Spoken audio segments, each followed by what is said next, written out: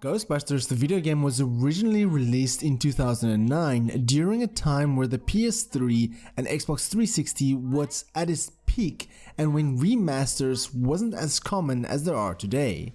10 years later, Saber Interactive brings us the remaster of a beloved game.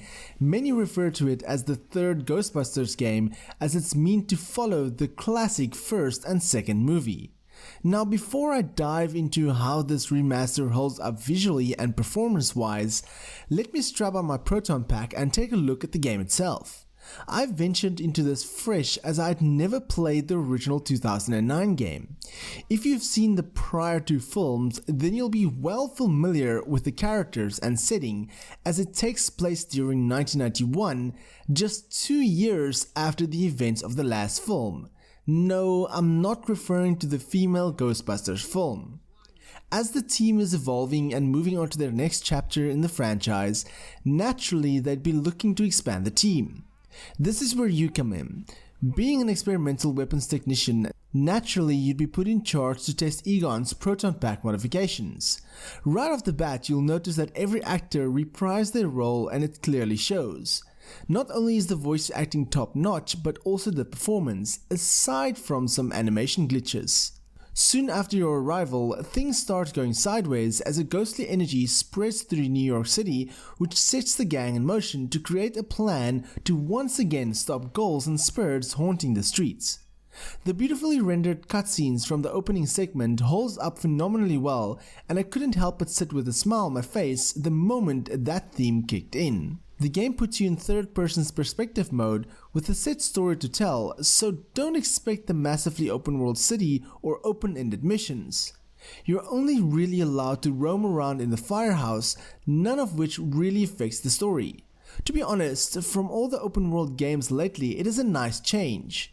Your character, or rookie as the team likes to call you, busts ghosts rather silently as you don't talk at all, mainly to keep the focus on the core 4 team members. It isn't a negative, but it would have been nice if you were allowed to create your own character, which could interact a bit with the team a little bit more. Your Proton Pack is everything. The game does a fantastic job of displaying all of the key information via the Proton Pack. From overheating to visually displaying which weapon mode you're in, each one being slightly different from the other. Instead of having different weapons, your Proton Pack has different firing modes acting as different weapons. I was pleasantly surprised at how well it functioned switching out the different modes while using the traps on various ghosts. As for the ghost types, well, there are familiar ones such as Stay Puft and the Librarian, but ghosts do keep things interesting. It is by no means a scary game, nor were the films, and your handy PKE meter is used to scan these new spirits.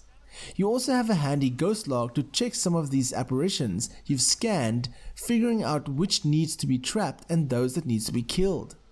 The only time the perspective really changes is when you use your PKE meter to scan areas, which puts you in first person mode. There are plenty of Easter eggs hidden and artifacts to discover for those trophy hunters, and plenty of lore to go through outside of the main game. The difficulty had some spikes in areas, but overall it wasn't much of a challenge. There were a few times my character got stuck in environments, but overall the game ran smooth.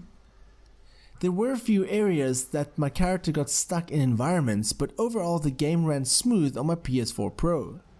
Reading back on how previous versions performed, I noticed that the multiplayer mode is completely missing from this remaster.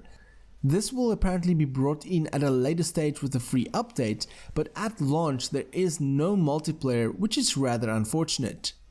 If you're a massive fan of the franchise, you may find some continuation errors from Ghostbusters 2 to this game, but they are minor and nothing that breaks the story too much. The soundtrack is similar to that found in the films, but you often hear repeated tracks, especially towards the end of the game. With some pixelation here and there and a few dated animations, Ghostbusters the video game remastered is a fun journey, even though it can be done in one afternoon. The collectibles and Easter eggs in addition to the added multiplayer later on might keep you hooked for a while, and given the fact that we'll be seeing an official sequel to the films within the next year or so, this game does bring a fresh perspective on the franchise, especially if you didn't get to play the 2009 version.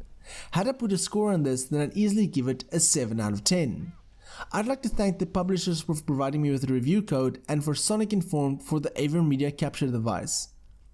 For more gaming content, check out the rest of my channel, and if you like this video then give me a thumbs up, if you dislike it then give me a thumbs down, but please tell me why so I can improve my videos. My name is Frank, I'm the RedTieGuy, and frankly, thank you for watching. Catch you guys in the next video.